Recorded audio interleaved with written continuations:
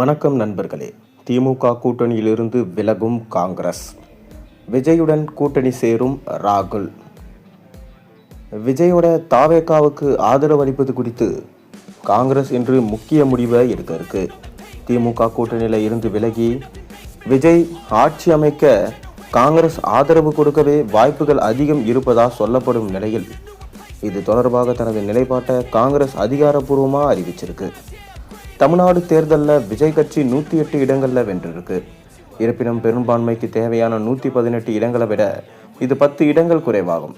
இதனால் மற்ற கட்சிகளோடு பேசி மேஜிக் நம்பரை எட்டும் முயற்சியில் தாவேகா இறங்கியிருக்கு. அதில் காங்கிரஸ் தாவேகா பக்கம் போகலாம் என சொல்லப்படுகிறது. ஏனென்றால் தமிழ்நாடு தேர்தலுக்கு முன்பாகவே காங்கிரஸில் பல தலைவர்கள் தாவேகாவோட கூட்டணி அமைக்கவே விரும்புகிறாங்க.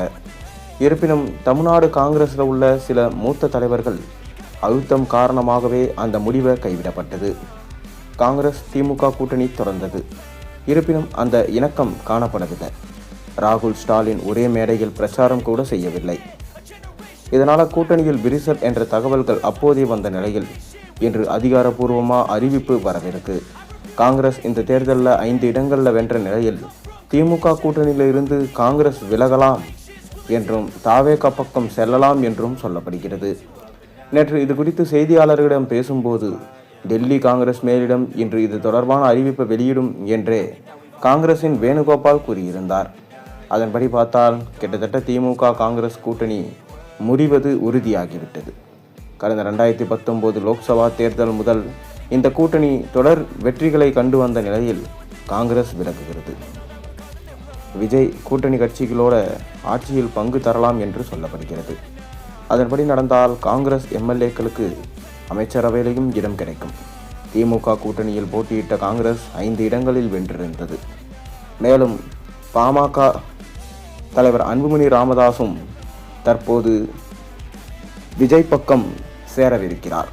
துணை முதல்வர் பதவி தந்தால் எப்போது வேண்டுமானாலும் தன்னுடைய 4 அமைச்சர்களை கூட்டிக் கொண்டு தாவேகாவில் இணைவேன் என கூறியிருக்கிறார். இது திமுகவுக்கு அடுத்தடுத்த பேரடியாக இறங்கி உள்ளது. தொடர்ந்து ஒரு விக்கெட்டாக திமுகவில் இருந்து காலியாகி கொண்டே வருகிறது. திமுகவின் சகாப்தம் முடிந்து தாவேகாவின் எழுச்சி ஆரம்பித்து விட்டது என்று மட்டும்தான் நம்மால் சொல்ல முடிகிறது. நீங்கள் என்ன நினைக்கிறீங்க?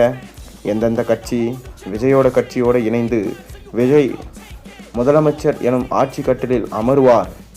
உங்கள் கருத்துக்களை மறக்காமல் கீழே கமெண்ட் வாயிலாக தெரிவியுங்க.